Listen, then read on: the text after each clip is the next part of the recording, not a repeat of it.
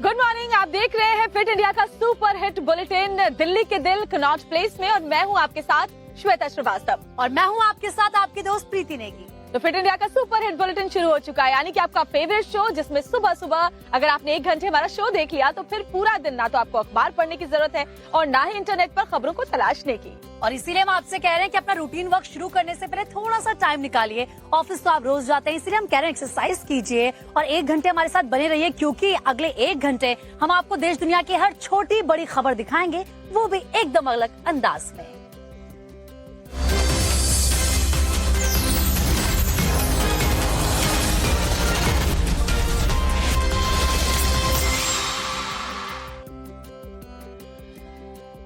तो देखिए, सुबह सुबह का वक्त है और लोग फिट रहने के लिए एक्सरसाइज करते हैं। उसके बाद आप मंदिर भी जाते हैं, पूजा अर्चना करते हैं। जो लोग मंदिर नहीं जा पाते वो घर में ही पूरा श्रद्धा के साथ पाठ पूजा करते हैं और ये मन को बहुत शांति देता है प्रीति, है ना।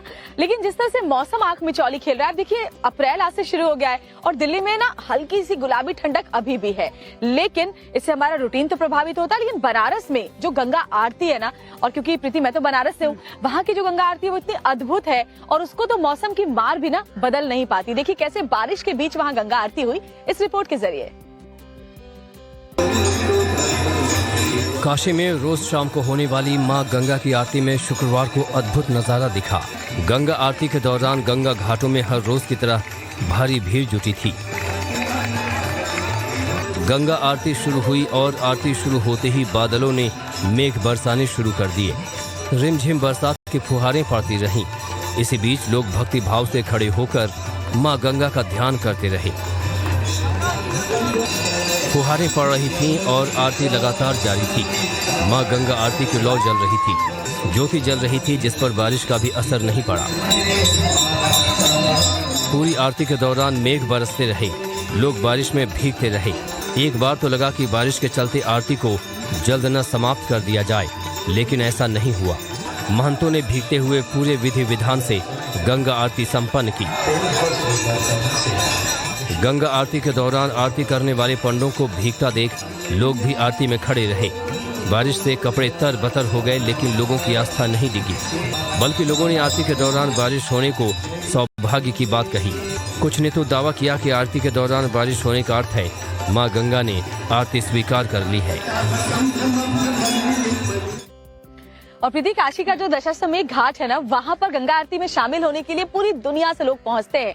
ना सिर्फ हिंदू धर्म के ही नहीं, सनातन धर्म के लोग नहीं, बल्कि अलग जो धर्मों के लोग हैं वो भी गंगा आरती को देखते हैं। और फिर चाहे ये भीषण बारिश हो या कैसा भी मौसम है, लोगों की जो आस्था है वो डिगती हुई नजर नहीं आती। बिल्कुल श्वेता, आपने सही कहा। और देखिए, हम बदायूं की भी बात कर लेते हैं। दरअसल बदायूं में एक दूसरे धर्म पर आरोप लगा है कि उन्होंने हिंदू युवक का धर्म परिवर्तन कराया। दरअसल युवक ने घर में नमाज पढ़ना शुरू कर दी, जिसके बाद घर वालों को इसकी जानकारी हुई और उसके बाद जमकर बवाल भी हुआ। क्या जो आरोपी है उन पर कार्रवाई हुई है, एक बड़ा सवाल है। इस रिपोर्ट में देखिए आप। बदायूं में धर्मांतरण का अजीब मामला सामने आया है। यहां जिम जाने वाले एक हिंदू युवक को जिम के मालिक ने अपने साथियों के साथ मिलकर धर्म परिवर्तन करा दिया। परिवार को इस बात का पता तब लगा जब उनका बेटा रमजान में रोजे रखने लगा और 5 वक्त नमाज पढ़ने लगा। पुलिस को तहरीर दी गई, लेकिन पुलिस ने दोनों पक्षों में राजीनामा कराकर मामले को रफा दफा कर दिया। पुलिस की कार्रवाई से नाखुश युवक के पिता शहर के होली चौक इलाके में मंदिर के बाहर धरने पर बैठ गए। इसके बाद अधिकारियों की नींद टूटी और परिवार से मुलाकात की। अधिकारियों ने 8 आरोपियों के खिलाफ नामजद केस दर्ज किया है। उनके पुत्र को कस्बा ककरौला के रहने वाले शाहनवाज आदि कुल 8 व्यक्तियों द्वारा भाला फुसलाकर धर्म परिवर्तन करा दिया गया है। इस संबंध में जैसे ही तहरीर थाने को प्राप्त हुई, थाने पे मुकदमा पंजीकृत कर लिया गया है तथा आगे की वैधानिक कार्रवाई प्रारंभ कर दी गई है। परिवार का कहना है कि जिम ट्रेनर ने गांव के भोले भाले युवक को बहला फुसलाकर धर्म परिवर्तन करा दिया था।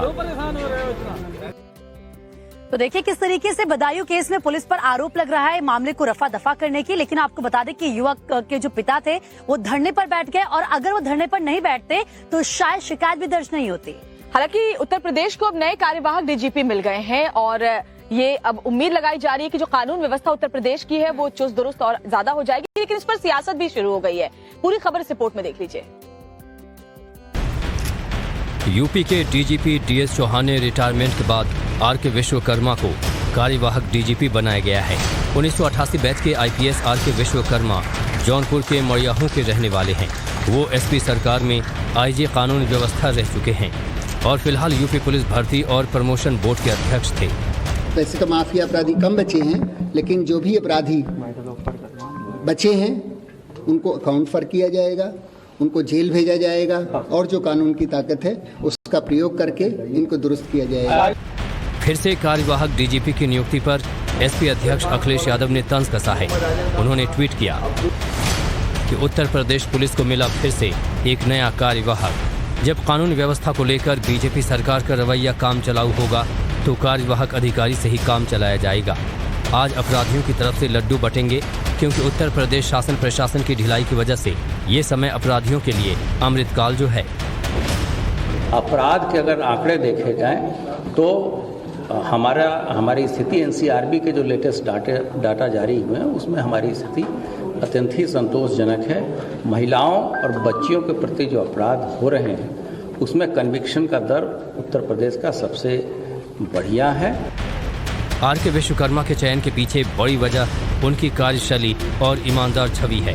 अखिलेश यादव ने कुछ दिन पहले भी कार्यवाहक डीजीपी पर सवाल उठाए थे। तो उत्तर प्रदेश को जो नए कार्यवाहक डीजीपी मिले हैं वो कह रहे हैं कि अब प्रदेश में माफियाओं और गैर कानूनी काम करने वालों की खैर नहीं है। और देखिए इधर बुलंदशहर में यूपी पुलिस के सामने परेशानी खड़ी हो गई। दरअसल एक घर में धमाका हुआ जिसके बाद पूरे घर की छत ढह गई और जो अंदर मौजूद लोग थे उनकी मौत हो गई। और पुलिस को समझ ही नहीं आ रहा कि आखिर इस धमाके की वजह क्या थी। पूरी खबर उस रिपोर्ट में देखिए आप। मलबे में तब्दील घर और बिखरी पड़ी लाशें, रोंगटे खड़े कर देने वाली तस्वीरें बुलंदशहर के नगर कोतवाली इलाके की हैं, जहां खेत में बने एक घर में जोरदार धमाका हुआ और कोहराम मच गया। घटनास्थल की तस्वीरें हादसे का सच बयां कर रही हैं। ब्लास्ट में 4 लोगों की मौत हो चुकी है, कई लोग घायल भी हुए हैं। ब्लास्ट इतना भीषण था कि आसपास के कई मकानों की कांच की खिड़कियां भी टूट गईं। आशंका है कि जिस मकान में ब्लास्ट हुआ वहां कोई केमिकल फैक्ट्री चल रही थी। सिलेंडर्स बरामद हुए। जो प्रथम दृष्टया जानकारी हम लोगों को मिली थी कि सिलेंडर ब्लास्ट हुआ है। आपने भी देखा है कि सिलेंडर कटे हुए मिले हैं और कुछ यहाँ कटे हुए ड्रम वगैरह भी मिले हैं। तो अभी सारे पहलुओं की जांच की जा रही है और सबसे ज्यादा जरूरी है कि हम यहाँ राहत और बचाव कार्य कर ले। ब्लास्ट की वजह अभी साफ नहीं है। घटनास्थल से कुछ सिलेंडर और प्लास्टिक के क्षतिग्रस्त ड्रम बरामद हुए हैं। प्रशासन हर एंगल से जांच कर रहा है। हादसे की वजह सिलेंडर ब्लास्ट भी हो सकता है। धमाके का एक वीडियो भी सोशल मीडिया पर वायरल है, जिसमें धुएं का गुबार दिखाई पड़ रहा है। एसएसपी और डीएम की मौजूदगी में प्रशासन ने घटनास्थल पर राहत और बचाव कार्य किया। मलबा हटाकर हादसे की वजह तलाशने की कोशिश जारी है। प्रशासन का कहना है कि जांच में जो तथ्य सामने आएंगे उसके मुताबिक दोषियों पर कार्रवाई की जाएगी। तो देखिए बुलंदशहर में धमाके के बाद किस तरीके से घर के परखच्चे उठ गए। इतना ही नहीं, जो लोग अंदर मौजूद थे जैसे कि हमने आपको बताया उनकी मौत हो गई।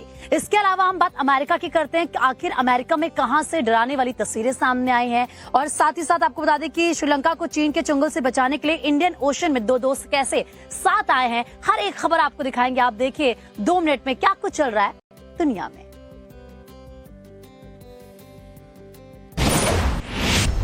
अमेरिका के लिटिल रॉक में बवंडर की तस्वीरें सामने आई हैं, जिसे लोगों ने कैमरे में कैद कर लिया, जिसके बाद भयंकर तबाही देखने को मिली है। कई घर और गाड़ियां तबाह हो गईं। सड़कों पर तूफान के बाद मलबा बिखरा मिला। मिसिसिपी में तबाही के बाद मौसम विभाग ने लिटिल रॉक और आसपास के इलाकों में टोर्नाडो को लेकर अलर्ट जारी किया था।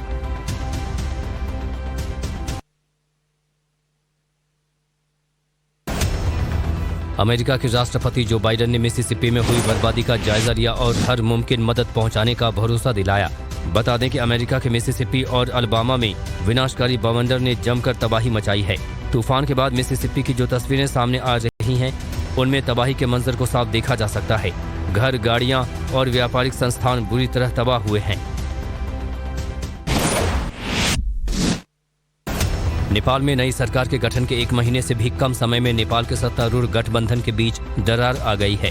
लिहाजा नेपाल में मंत्रिमंडल का आंशिक और अधूरा विस्तार किया गया है। प्रधानमंत्री पुष्प कमल दहल प्रचंड के मंत्रिमंडल का शुक्रवार को एक बार फिर विस्तार किया गया और 11 मंत्रियों को शपथ दिलाई गई।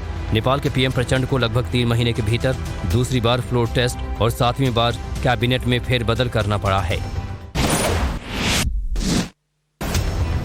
रूस ने एस्टोनिया से अपने राजनयिक को निकाले जाने के बाद एस्टोनिया के राजनयिक को निष्कासित कर दिया है। एस्टोनिया के विदेश मंत्रालय ने ये जानकारी दी है। दरअसल इस महीने एस्टोनिया ने रूस के एक राजनयिक को निष्कासित कर दिया था, जिस पर विरोध जताते हुए रूस ने अपने यहाँ एस्टोनिया के दूतावास प्रभारी को तलब किया था। रूस ने घोषणा की थी कि एक एस्टोनियाई राजनयिक को मॉस्को से जाना होगा। हिंद प्रशांत क्षेत्र में चीन को सबक सिखाने के लिए भारत और जापान ने श्रीलंका से हाथ मिलाया है। दोनों देशों ने रणनीतिक रूप से अहम हिंद प्रशांत क्षेत्र में क्षेत्रीय संपर्क को मजबूत करने के लिए श्रीलंका के साथ सहयोग पर सहमति जताई है। भारतीय उच्चायुक्त गोपाल बागले ने कहा है कि भारत, जापान और श्रीलंका के पास यहां जनता की समृद्धि के वास्ते काम करने तथा सभी पक्षों को फायदा पहुंचाने का बड़ा अवसर है। रामनवमी की शोभा यात्रा के बाद देश के कई हिस्सों में जमकर बवाल हुआ। बिहार में भी 2 जगहों पर हिंसा और आगजनी हुई और हालात काफी वक्त तक काबू से बाहर नजर आए। नालंदा और सासाराम में भी जमकर बवाल हुआ है, सड़कों पर संग्राम हुआ है। दरअसल रामनवमी की शोभा यात्रा पर जमकर अटैक किया गया, जिसके बाद सरकार ने सीधा आरोप बीजेपी पर लगा दिया। पूरी खबर देखिए आप।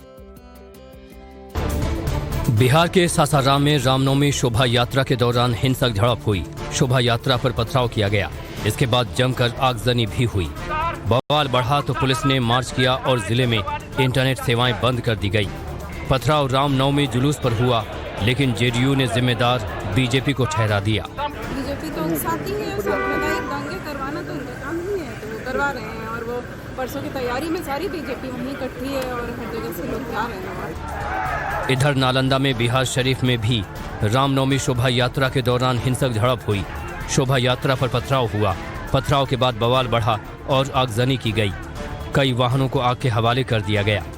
जेडीयू ने बीजेपी को बवाल और हिंसा के लिए जिम्मेदार ठहरा दिया, लेकिन अमन और शांति की बात बीजेपी की तरफ से हुई। दोनों समुदायों को जो है धैर्य रखना चाहिए। जो दोषी हैं उन पर जरूर कार्रवाई पुलिस को करनी चाहिए और किसी भी प्रकार की उत्तेजनात्मक कार्रवाई दोनों पक्षों की ओर से नहीं होनी चाहिए। तो बिहार में जेडीयू ने बीजेपी पर हिंसा भड़काने का आरोप लगा दिया। हालांकि बीजेपी ने लोगों से शांति बनाए रखने की अपील की और पुलिस से तुरंत कार्रवाई करने की मांग की। दरअसल सासाराम और नालंदा में ये शोभा यात्रा के दौरान आगजनी और हिंसा की तस्वीरें सामने आई थी, जिसके बाद जेडीयू ने ये सारा आरोप जो है वो भारतीय जनता पार्टी पर मढ़ दिया है। क्या वहां पर हालात रहे और कैसे इस पर सियासत हो रही है, ये सब कुछ इस रिपोर्ट के जरिए देखिए। हावड़ा में श्री राम नवमी की शोभा यात्रा में हिंसा हुई, आगजनी हुई, पथराव हुआ। शहर की सड़कें संग्राम भूमि में तब्दील हो गई। शुरुआत कैसे हुई, किसने की, कोई नहीं जानता। लेकिन हावड़ा में हुई हिंसा के बाद राजनीति चरम पर है। बीजेपी ने आरोप लगाया कि ममता सरकार ने ढिलाई बरती। संरक्षण मांगने के बावजूद कानून व्यवस्था दुरुस्त नहीं रखी गई और हावड़ा सुलग उठा।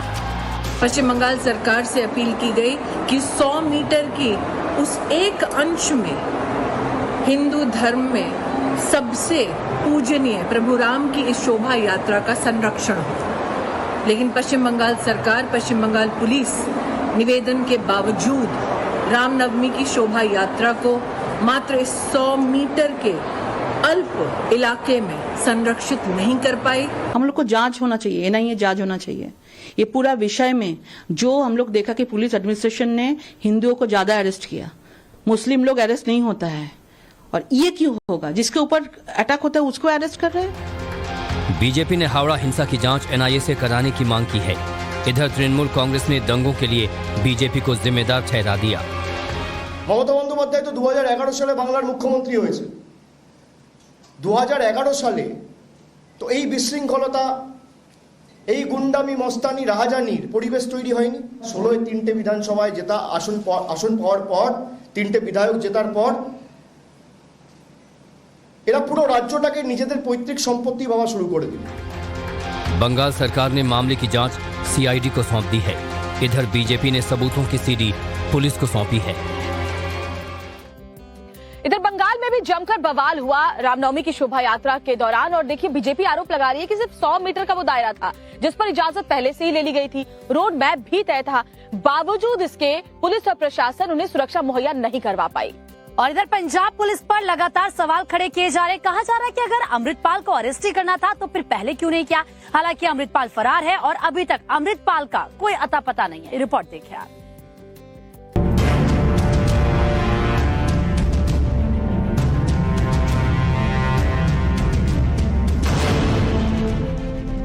भगौड़े अमृतपाल की भागम भाग खत्म होने वाली है। भगौड़ा अमृतपाल कानून की गिरफ्त में आने ही वाला है। अमृतपाल की तलाश में जुटी पंजाब पुलिस को बड़ी कामयाबी मिली है।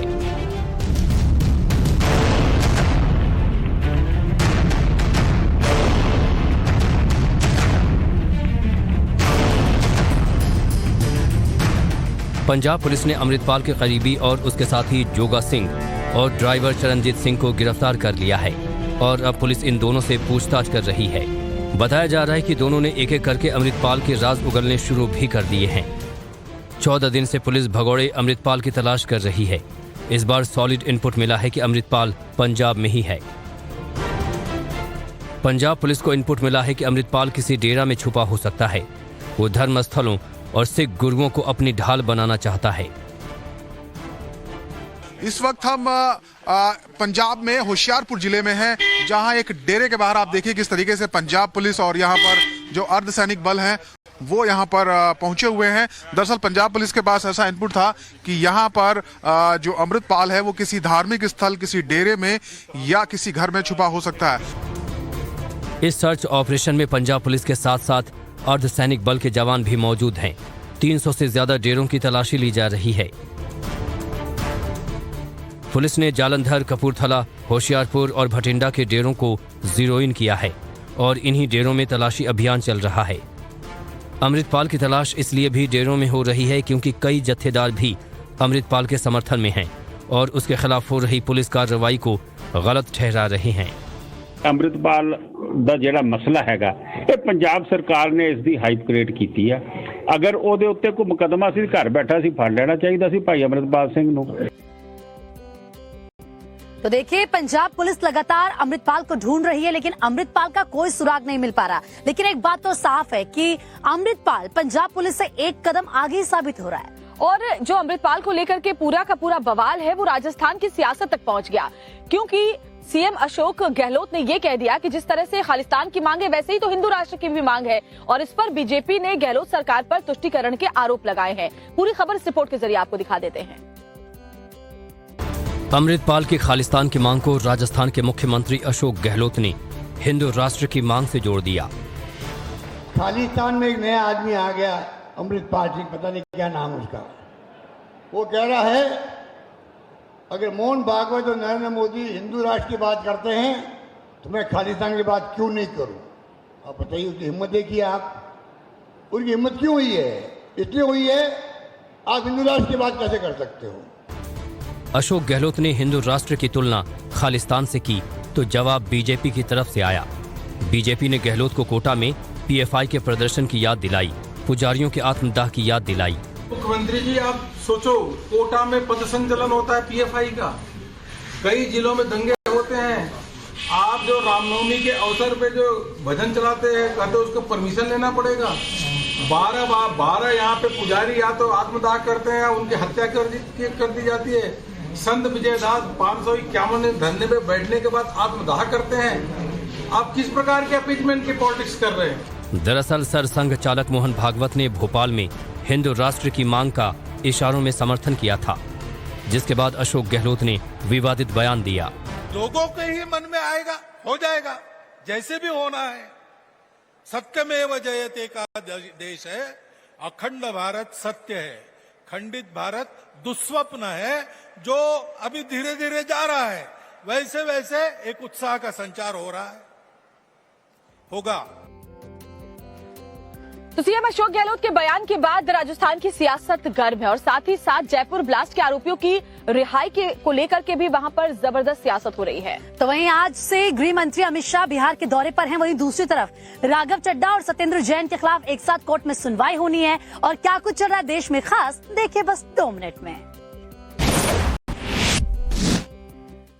जयपुर सीरियल ब्लास्ट केस के आरोपी के रिहा हो जाने पर बीजेपी ने राजस्थान सरकार को घेरा है। बीजेपी ने राजस्थान सरकार पर आरोप लगाया है कि सरकार की कमजोर पैरवी के चलते आरोपी रिहा हुए हैं। राजस्थान सरकार की तुष्टीकरण की राजनीति के खिलाफ जयपुर में बीजेपी आज प्रदर्शन करेगी। बुधवार को हाईकोर्ट ने सभी 4 आरोपियों को बरी कर दिया था। 13 मई 2008 को जयपुर में सीरियल ब्लास्ट हुए थे। इसमें 71 लोगों की जान चली गई थी। पीएम मोदी आज मध्य प्रदेश का दौरा करेंगे। सुबह 10 बजे पीएम मोदी कुशाभाऊ ठाकरे हॉल में संयुक्त कमांडर सम्मेलन 2023 में शिरकत करेंगे। सैन्य कमांडरों का 3 दिवसीय सम्मेलन का आज आखिरी दिन है। दोपहर 3:15 पर पीएम मोदी भोपाल के रानी कमलापति रेलवे स्टेशन पर भोपाल और नई दिल्ली के बीच चलने वाली वंदे भारत एक्सप्रेस ट्रेन को झंडी दिखाकर रवाना करेंगे। गृह मंत्री अमित शाह आज से बिहार दौरे पर रहेंगे। आज पटना में पार्टी से जुड़े कार्यक्रमों में अमित शाह हिस्सा लेंगे। कल सासाराम और नवादा में गृह मंत्री अमित शाह रैली को संबोधित करेंगे। कुल मिलाकर कहें तो अमित शाह ने 2024 के चुनाव के लिए बिहार मिशन की कमान अपने हाथों में ले ली है। वहीं बीजेपी का आरोप है कि रैली रद्द कराने के लिए प्लान के तहत हिंसा की साजिश रची गई है। पंजाब कांग्रेस के पूर्व अध्यक्ष नवजोत सिंह सिद्धू आज पटियाला जेल से रिहा होंगे। सिद्धू के ट्विटर पेज पर इसकी जानकारी दी गई है। सिद्धू को रोड रेज केस में 19 मई 2022 को 1 साल की सजा सुनाई गई थी। सिद्धू की सजा 19 मई को पूरी हो रही है, लेकिन नवजोत सिंह सिद्धू ने पूरी सजा के दौरान एक बार भी छुट्टी नहीं ली, लिहाजा उन्हें पहले ही रिहा कर दिया जाएगा। आप सांसद राघव चड्ढा और सत्येंद्र जैन के खिलाफ दाखिल मानहानि के मामले में आज राउज एवेन्यू कोर्ट सुनवाई करेगा। बीजेपी नेता छैल बिहारी गोस्वामी ने इन दोनों नेताओं के खिलाफ मानहानि का मामला दर्ज कराया था। अदालत आपराधिक मानहानि के मामले में राघव चड्ढा और सत्येंद्र जैन को समन जारी कर चुकी है। दोनों नेताओं ने समन को सेशन कोर्ट में चुनौती दी है। अगर आज सेशन कोर्ट से दोनों को राहत नहीं मिली तो कोर्ट से दोनों को जमानत लेनी होगी।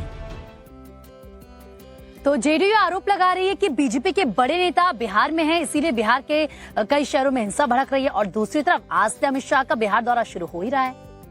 इधर अगर महाराष्ट्र की बात करें तो संभाजी नगर में तमाम सख्तियों के बावजूद शुक्रवार को फिर से पथराव हुआ और उद्धव ठाकरे गुट जो है वो शिवसेना पर ये हिंसा भड़काने का आरोप लगा रहा है। क्या हालात संभाजी नगर में अभी बने हुए हैं और शोभा यात्रा के दौरान जो हिंसा हुई उसके बाद शुक्रवार को फिर कैसे पथराव हुआ, ये सब कुछ देखिए इस रिपोर्ट में। महाराष्ट्र के संभाजी नगर में शुक्रवार को भी पत्थरबाजी हुई। हिंसा का नया वीडियो सामने आया है। पुलिस ने अब तक 400 लोगों के खिलाफ केस दर्ज किया है। दूसरी तरफ रामनवमी जुलूस में पथराव और हिंसा के 7 आरोपियों को कोर्ट ने 3 दिन की पुलिस कस्टडी में भेज दिया है। मंदिर के सामने मौजूद घरों और दुकानों में मौजूद लोगों ने घटना का पूरा सच बयां किया।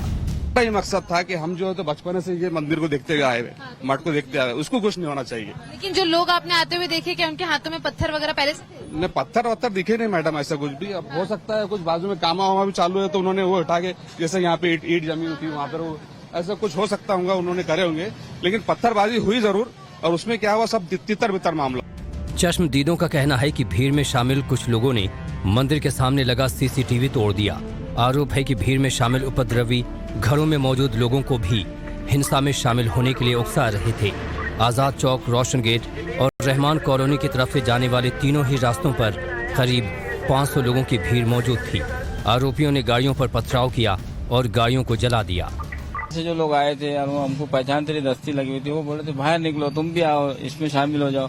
हम उनको रोक रहे थे, भाई अंदर जाओ, अपना कौन है तुम, जाओ। लेकिन वो हमसे तो सुने नहीं। अच्छा। और उल्टा हमको बोले थे कि तुम बाहर आओ। अच्छा। अब हम अपने घरों में वो हो गए। बाकी पुलिस का काम है कि अब ये जो कैमरा है इसके हिसाब से कार्रवाई करना है। हिंसा की जांच के लिए पुलिस कमिश्नर निखिल गुप्ता ने एसआईटी का गठन किया है। एसआईटी में साइबर पुलिस के अधिकारियों को भी शामिल किया गया है। राज्यपाल रमेश बैस ने भी सीएम शिंदे से बात की है और दोषियों के खिलाफ कड़ी कार्रवाई के निर्देश दिए हैं। तो संभाजी नगर में जो हिंसा और पथराव हुई, आगजनी हुई, उसकी तस्वीरें सीसीटीवी फुटेज सामने आए, उसमें साफ साफ नजर आता है कि कैसे उपद्रवी वहां पर पहले से प्लानिंग करके पहुंचे थे। और इसके अलावा आपको ये भी बताते हैं कि करोड़ों रुपए की सरकारी संपत्ति का नुकसान भी संभाजी नगर की हिंसा में हुआ है, लेकिन फिलहाल हालात काबू में बताए जा रहे हैं और पुलिस की फोर्स वहां पर तैनात की गई है। और इधर अगर कानपुर की बात करें तो कानपुर में किस तरीके से आग ने तांडव मचाया। दरअसल यहाँ सालों से एक बंद पड़ी फैक्ट्री में अचानक से आग लग गई। आग कैसे लगी, इसके पीछे की वजह क्या थी, कितना नुकसान हुआ, उस रिपोर्ट में देखिए आप। आग की लपटों में घिरी फैक्ट्री और इलाके में धुएं का गुबार। तस्वीरें हैरान कर देने वाली हैं। फायर ब्रिगेड की गाड़ियां और प्रशासन की टीम मौके पर हैं, लेकिन आग का तांडव इतना विकराल है कि हर कोशिश नाकाम दिख रही है। फैक्ट्री में भीषण अग्नि तांडव की ये तस्वीरें कानपुर के रनिया इंडस्ट्रियल इलाके की हैं। यहाँ लक्ष्मी इंडस्ट्रीज की फैक्ट्री में शुक्रवार की शाम अचानक आग लग गई। देखते ही देखते आग की लपटों ने विकराल रूप ले लिया और इलाके में धुआं ही धुआं फैल गया। कई घंटे की मशक्कत के बाद आग पर काबू पाया जा सका। रनिया थाना क्षेत्र अंतर्गत लक्ष्मी इंडस्ट्रीज है। ये पुराना इंडस्ट्री है, करीब 4 साल से बंद पड़ी है और ये बेसिकली इनका काम है ऑयल रिफाइनरी का काम करते हैं। तो इनके जो इंडस्ट्री के बीच में एक पर्टिकुलर 3 शेड है, उसमें आग लगी है। पुलिस के मुताबिक फैक्ट्री 4 साल से बंद पड़ी थी। लक्ष्मी इंडस्ट्रियल ऑयल रिफाइनरी का काम करती है। सवाल यह है कि अगर फैक्ट्री बंद पड़ी थी तो फिर इसके अंदर आग कैसे लगी? क्या फैक्ट्री में अवैध रूप से कोई काम हो रहा था? फिलहाल पुलिस आग लगने की वजह तलाशने में जुटी है। फैक्ट्री मालिक और आसपास के इलाके में रहने वाले लोगों से पूछताछ जारी है। तो देखिए किस तरीके से कानपुर में पुलिस की टीम वहां पर पहुंची, जहां पर यह आग लगी। दमकल विभाग की भी गाड़ियां वहां पर पहुंची, आग बुझाने में पूरी कोशिश की गई। लेकिन सवाल ये था कि ये आग लगी कैसे, और पुलिस की टीम वहां पर मौजूद इसीलिए रही क्योंकि आग जिस तरीके से फैल रही थी वो कई और फैक्ट्रियों को अपनी जद में ले सकती थी। और यही हाल झारखंड के जमशेदपुर में भी नजर आया, क्योंकि जमशेदपुर में तमाम जो सुरक्षा के इंतजाम थे, पुलिस पहले ही कह रही थी कि रामनवमी को लेकर के पुलिस मुस्तैद है। लेकिन सबसे बड़ा सवाल है कि इस मुस्तैदी के बाद भी कैसे वहां पर पथराव हुआ शोभा यात्रा के दौरान, और ये पूरा बवाल वहां पर भी सामने आया। खबर देखिए इस रिपोर्ट में। जमशेदपुर में रामनवमी के बाद झंडा विसर्जन शोभा यात्रा निकाली जा रही थी। शोभा यात्रा के लिए पहले से पुलिस की परमिशन ली गई थी। पुलिस शोभा यात्रा के साथ चल रही थी, लेकिन पत्थरबाजी हो गई। हिंदूवादी संगठन ने शोभा यात्रा निकाली थी। हल्दी पोखर चौक के करीब पहुंचते ही शोभा यात्रा पर पत्थर बरसाए जाने लगे। हालांकि पुलिस ने उपद्रव को बढ़ने से रोक दिया और लाठीचार्ज कर दिया। लाठीचार्ज के दौरान भी जमकर बवाल हुआ। दोनों तरफ से पथराव हुआ, जिसके तुरंत बाद पुलिस अधिकारियों ने रैपिड एक्शन फोर्स को मौके पर बुला लिया। काफी देर तक हंगामा होता रहा। सड़कों पर आगजनी की गई। हालांकि पुलिस ने तेजी से कार्रवाई करते हुए लोगों को वापस घरों में भेज दिया। ये कुछ माहौल गड़बड़ा रहा है कि माहौल टेंस है दो समुदाय के बीच, तो इसी के लिए सत्यापन करने के लिए और आवश्यक कार्रवाई करने के लिए थाने को लगाया गया और केवाटी को भी यहाँ भेजा गया है और यहाँ पे पेट्रोलिंग किया गया। उसके बाद देखा गया माहौल शांत है, किसी तरह का कोई तनाव नहीं है। विवाद के बाद सरकार ने कड़ी कार्रवाई की बात कही है। पथराव कैसे हुआ इसकी जांच की बात की जा रही है और ढिलाई बरतने वाले पुलिस अधिकारियों पर भी एक्शन लेने का दावा किया जा रहा है। और इसी के साथ वक्त एक छोटे से ब्रेक का है। लेकिन ब्रेक के दौरान हम तो अपनी फिटनेस को लेकर के एक्सरसाइज करेंगे। आपसे भी गुजारिश है कि आप भी अपने ड्राइंग रूम में ही भले बैठे, थोड़ी बहुत स्ट्रेचिंग कर लीजिए, और जब ब्रेक के बाद लौटेंगे तो आपको दिखाएंगे कि आईपीएल के कल के मैच में किसने मारी बाजी, और साथ ही स्पोर्ट्स जगत की कुछ और बड़ी खबरें। तो ब्रेक के बाद एक बार फिर से आपका स्वागत है। बात क्रिकेट की करेंगे क्योंकि क्रिकेट के मैदान में घमासान शुरू हो चुका है और आईपीएल के पहले मुकाबले में चेन्नई को हराकर गुजरात की टीम ने जीत दर्ज कर ली है। और आईपीएल में आज 2 मुकाबले खेले जाने, और साथ ही एक अच्छी खबर ये भी है कि स्पेन टूर्नामेंट में हमारी star shuttler PV Sindhu semifinal में पहुंच चुकी है। इसके अलावा स्पोर्ट्स की कौन कौन सी बड़ी खबरें आपको दिखाते हैं सिर्फ 2 मिनट में। डिफेंडिंग चैंपियन गुजरात टाइटंस ने इंडियन प्रीमियर लीग के 16वें सीजन में जीत से शुरुआत की है। टीम ने 4 बार की विजेता चेन्नई सुपर किंग्स को रोमांचक मुकाबले में 5 विकेट से मात दे दी। गुजरात की चेन्नई पर यह लगातार तीसरी जीत है। टीम को आखिरी ओवर में 8 रनों की जरूरत थी, जिसे डिफेंडिंग चैंपियन ने 4 बॉल रहते हासिल कर लिया। 179 रनों का टारगेट गुजरात टाइटंस ने 19.2 ओवर में हासिल कर लिया। महेंद्र सिंह धोनी ने आईपीएल 2023 सीजन के पहले मैच में अपने नाम बड़ा रिकॉर्ड दर्ज कर लिया। धोनी ने गुजरात टाइटंस के खिलाफ 200 के स्ट्राइक रेट से रन बनाए। आयरलैंड के तेज गेंदबाज जोशुआ की गेंद पर धोनी ने गगनचुंबी छक्का भी जड़ा। इस 6 के साथ धोनी ने आईपीएल में किसी एक टीम के लिए 200 छक्के मारने का रिकॉर्ड बना डाला। माही ये कारनामा करने वाले सीएसके के पहले बैट्समैन हैं। आज आईपीएल सीजन 2023 के 2 मुकाबले खेले जाएंगे। टूर्नामेंट में इस साल का ये पहला डबल हेडर होगा। आज पहला मैच कोलकाता नाइट राइडर्स और पंजाब किंग्स के बीच होगा। ये मैच पंजाब के मोहाली स्टेडियम में दोपहर 3:30 बजे खेला जाएगा। आज दूसरा मुकाबला लखनऊ सुपर जायंट्स और दिल्ली कैपिटल्स के बीच होगा। इस सीजन में 17 लीग मैच होंगे, जबकि 18 डबल हेडर होंगे। IPL 2023 सीजन का तीसरा मुकाबला लखनऊ सुपर जायंट्स और दिल्ली कैपिटल्स के बीच में लखनऊ के इकाना क्रिकेट स्टेडियम में खेला जाएगा। साल 2022 में पहली बार लखनऊ की फ्रेंचाइजी को IPL में खेलने का मौका मिला था और टीम ने अपने प्रदर्शन से प्लेऑफ तक का सफर तय किया था। नए सीजन के पहले मुकाबले में टीम को अपने दो अहम खिलाड़ियों डी कॉक और बाएं हाथ के तेज गेंदबाज मोहसिन खान के बिना ही मैदान पर उतरना होगा। स्पेन में Madrid Spain masters badminton tournament खेला जा रहा है। इस टूर्नामेंट में भारतीय शटलरों ने शानदार प्रदर्शन किया है। भारत के स्टार खिलाड़ी PV सिंधु जीत के साथ सेमीफाइनल में पहुंच गई हैं, जबकि किदाम्बी श्रीकांत हारकर टूर्नामेंट से बाहर हो गए। सिंधु ने दुनिया के 19वें नंबर के खिलाड़ी डेनमार्क की मिया को हराकर 2023 में पहली बार सेमीफाइनल में जगह बनाई है।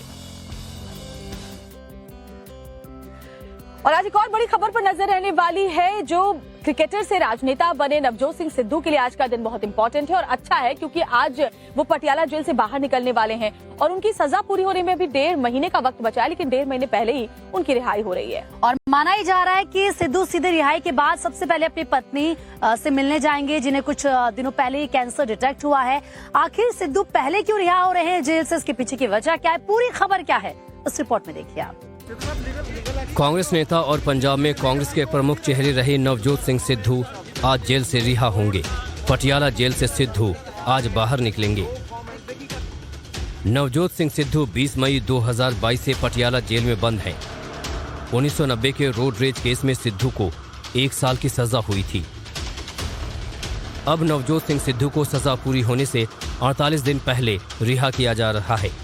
रिहाई के पीछे जेल में सिद्धू के अच्छे आचरण को कारण बताया जा रहा है। वहीं सिद्धू ने जेल में रहने के दौरान फरलो और पैरोल नहीं ली थी, जिसके चलते भी उनकी रिहाई वक्त से पहले हो रही है। इसके अलावा नवजोत सिंह सिद्धू ने जेल में रहने के दौरान एक भी छुट्टी नहीं ली, जिसकी वजह से भी उनकी सजा जल्द खत्म हो रही है। सिद्धू के ट्विटर हैंडल से भी उनकी रिहाई की बात लिखी गई है। कुछ दिन पहले सिद्धू की पत्नी नवजोत कौर को कैंसर होने के बारे में पता लगा था। उस वक्त नवजोत कौर ने भी भावुक ट्वीट किया था। अब सिद्धू जेल से बाहर होंगे तो अपनी पत्नी के साथ रह पाएंगे।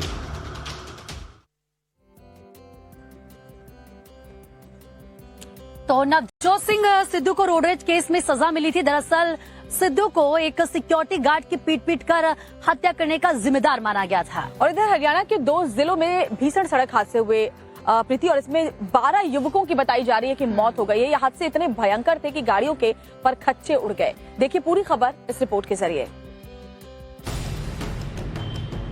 कार की हालत देखकर अंदाजा लगा सकते हैं कि हादसा कितना भीषण हुआ होगा। हॉस्पिटल के बाहर कोहराम मचा हुआ है। परिजनों का रो रो कर बुरा हाल है। दूसरी कार घटनास्थल में खाई में गिरी पड़ी है। तस्वीरें बरनाला रोड की हैं, जहां 2 कारों में भीषण टक्कर हो गई। तेज रफ्तार स्कोडा ने ऑल्टो में सवार परिवार को टक्कर मार दी। टक्कर इतनी जोरदार थी कि स्कोडा के परखच्चे उड़ गए और उसमें सवार 3 युवकों की मौत हो गई। ऑल्टो में सवार 2 लोगों की भी मौत हो गई। लापरवाही से चलाते हुए इन दोनों गाड़ी का एक्सीडेंट हुआ और उसमें काफ़ी डेथ हुई है। ऑल्टो में एक पूरा परिवार जा रहा था, उसमें सभी की ही एक बच्ची थी 14 साल की, वो बची है, बाकी लोगों की डेथ हो गई है। और जो स्कोडा गाड़ी में थी उसमें 3 लोग थे, उसमें से भी 2 लोगों की डेथ हो गई है। हादसे की दूसरी घटना हिसार के अग्रोहा रोड की है। यहां नीम अड्डा के पास कार पलटने से 6 युवकों की मौत हो गई, जबकि एक गंभीर रूप से घायल है। खाई में गिरी कार की हालत देखकर आप अंदाजा लगा सकते हैं कि हादसा कितना भीषण था। कार में सवार सभी युवक किशनगढ़ खारा बरवाला के रहने वाले थे और देर रात शादी समारोह से लौट रहे थे। प्रीति, रमजान का महीना चल रहा है, लेकिन पाकिस्तान के कराची में भूखमरी से लोग बेहाल नजर आ रहे हैं। हालात ऐसे हो चले हैं कि राशन के लिए, आटा के लिए लोग एक दूसरे को मारने पर उतारू हैं। देखिए, आपको याद होगा कि कुछ दिन पहले किस तरीके से पाकिस्तान में आटा लूटने की वजह से 11 लोगों की जान चली गई थी, और इस बार कराची में राशन लूटने के चक्कर में भगदड़ मच गई और कई लोगों की जान चली गई। पूरी खबर उस रिपोर्ट में देखिए आप। ये तस्वीरें पाकिस्तान की आर्थिक बदहाली की दर्दनाक कहानी बयां कर रही हैं। महंगाई और गरीबी से जूझ रहे पड़ोसी मुल्क में हालात इतने खराब हैं कि लोग राशन के लिए बेमौत मर रहे हैं। कराची में मुफ्त राशन के लिए ऐसी भगदड़ मची कि 11 लोगों की मौत हो गई। मरने वालों में 3 बच्चे और 8 महिलाएं शामिल हैं। बताया जा रहा है कि मुफ्त राशन के लिए लंबी लंबी कतारें लगी थीं। इसी दौरान भगदड़ में महिलाएं और बच्चे बेहोश हो गए। रमजान के महीने में शहबाज सरकार ने देश भर में मुफ्त राशन बांटने की योजना चलाई है, लेकिन मुफ्त के आटे के लिए लोग जिंदगी दांव पर लगा रहे हैं। ये पहला मौका नहीं है जब पाकिस्तान में मुफ्त राशन जान पर भारी पड़ा है। पिछले हफ्ते पंजाब प्रांत में भी मुफ्त आटे के लिए भगदड़ मची थी, जिसमें 4 लोगों की मौत हो गई थी। खैबर पख्तूनख्वा में भी पिछले हफ्ते भगदड़ में एक शख्स की जान चली गई थी। सवाल ये है कि पाकिस्तान सरकार राशन बांट रही है या मौत। संघ प्रमुख मोहन भागवत ने कहा है कि पाकिस्तान के लोग भी विभाजन को गलती मानते हैं। अपनी हठधर्मिता के कारण भारत से अलग हो गए, अपनी संस्कृति से अलग हुए, पूर्वजों का नाता तोड़ के उनको भुला दिया गया। ऐसे जीवन में जिन्होंने प्रवेश किया और जो भारत से अलग हो गए, क्या वो अलग हो गए उससे अभी इस क्षण तक सुख में है? वो दुख में है।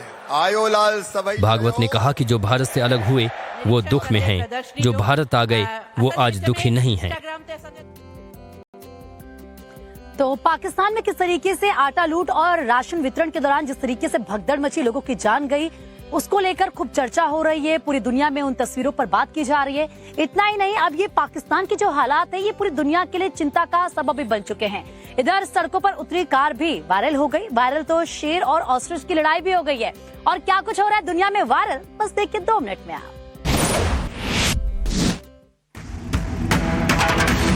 वीडियो में एक काला सांप बीच सड़क पर फन फैलाए हुए नजर आ रहा है। इस दौरान सड़क पर कई गाड़ियां सर पर दौड़ रही हैं। इस बीच सांप रोड क्रॉस करने की कोशिश करता है, लेकिन सड़क पर दौड़ रही गाड़ियों को देखकर वो वापस वहीं आ जाता है। सोशल मीडिया पर इस वीडियो को खूब देखा जा रहा है और शेयर भी किया जा रहा है। इस वीडियो को देख यूजर्स कई तरह की प्रतिक्रियाएं दे रहे हैं।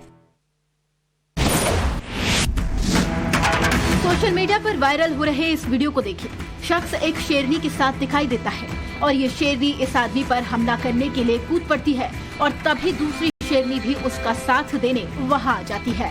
दोनों खूंखार जानवरों को देख उस शख्स की सिट्टी बिट्टी गुम हो जाती है। तभी वहां एक दूसरा आदमी उसकी मदद के लिए आता है और इस शख्स को वहां से बच निकलने में मदद करता है।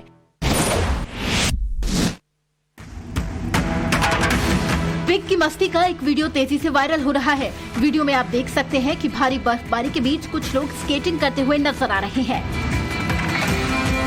इस बीच एक पिग स्केटिंग कर रहे लोगों के साथ मस्ती करने लगता है।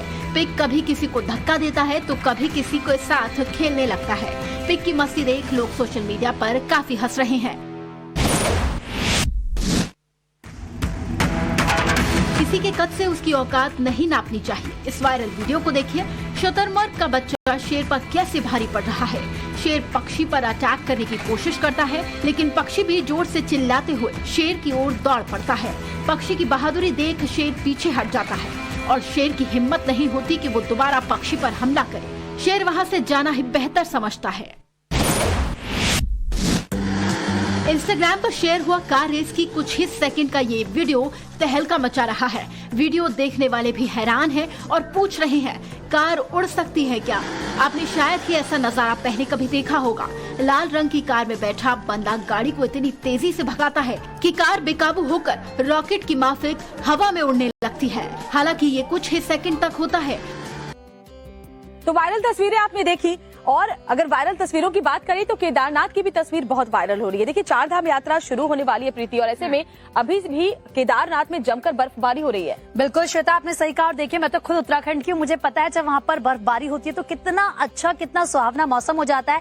नैनीताल में भी झमाझम बारिश हो रही है और बारिश के बीच पर्यटक और जो वहाँ के लोग हैं काफी खुश हैं, वो बारिश के मजे भी ले रहे हैं। लेकिन दिल्ली एनसीआर के लोगों के लिए ये बारिश परेशानी खड़ी कर रही है। कैसे, इस रिपोर्ट में देखिए आप।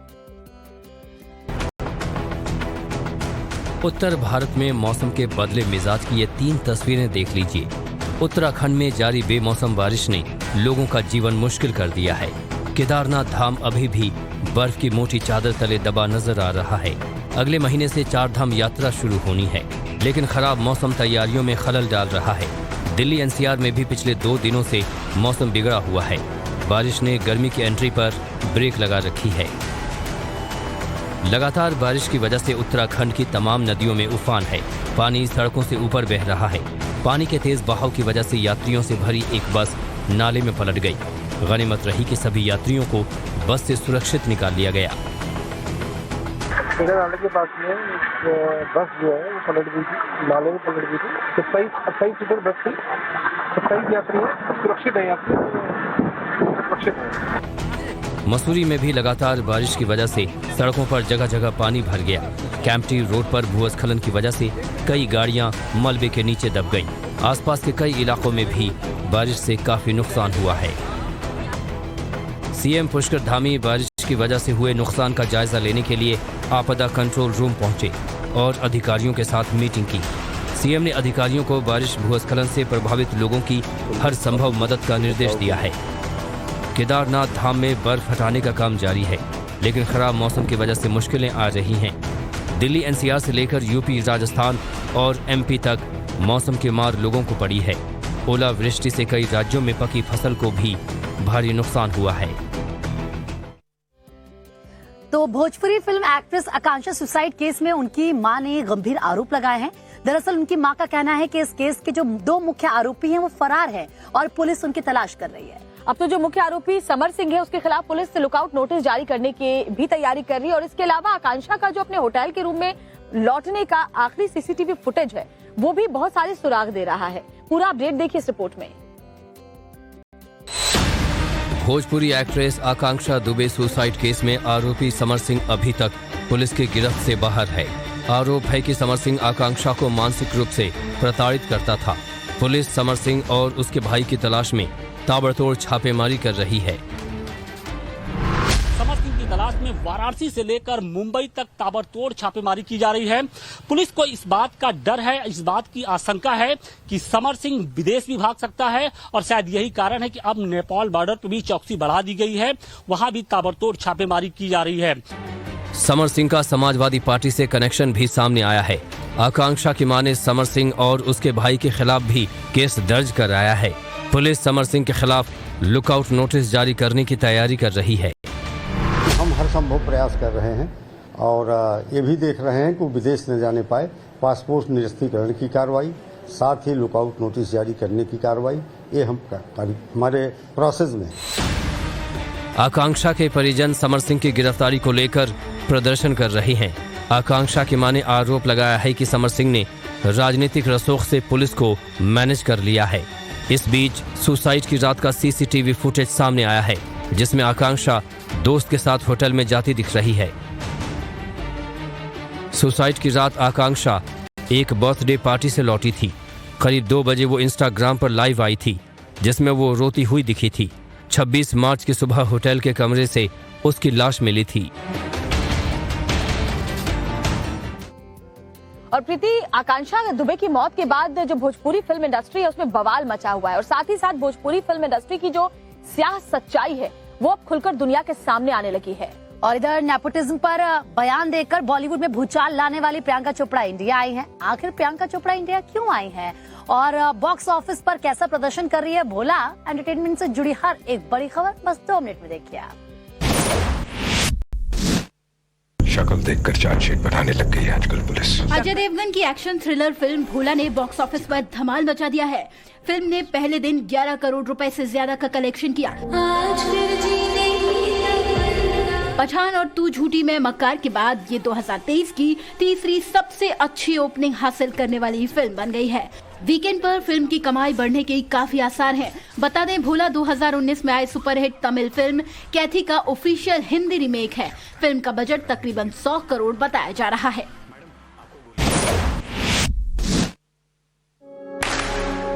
बॉलीवुड एक्ट्रेस सुष्मिता सेन इन दिनों अपनी अपकमिंग फिल्म ताली में बिजी है। इस फिल्म में एक्ट्रेस एक ट्रांसजेंडर का किरदार निभाने वाली है। फिल्म के प्रमोशन को लेकर सुष ने एक वीडियो शेयर किया है जो वाकई तारीफ काबिल है। क्या इसीलिए बजती रहेगी ताली? नहीं, अब ताली बजेगी हौसला बढ़ाने के लिए, एक नई पहचान दिलाने के लिए। एक्ट्रेस प्रियंका चोपड़ा अपने पति निक जोनस और बेटी मालती मैरी के साथ मुंबई पहुंची है। पीसी के फैंस ने भी उनका मुंबई एयरपोर्ट पर स्वागत किया। इस दौरान प्रियंका ने बेटी को गोद में लेकर मीडिया के सामने कई पोज दिए। प्रियंका बेहद बेहद ही खुश नजर आ रही थी। प्रियंका का लुक भी देखने लायक था। उन्होंने पिंक हाई स्लिट ड्रेस पहन रखी थी। वहीं Nick Jonas black hoodie, denim jeans और ऑरेंज कैप में नजर आए। और इसी के साथ इस बुलेटिन में फिलहाल इतना है। लेकिन कल फिर आपसे फिट इंडिया के सुपरहिट बुलेटिन में मुलाकात होगी। लेकिन आज 7:50 पर जरूर देखिए हमारा खास शो भाग्य योग।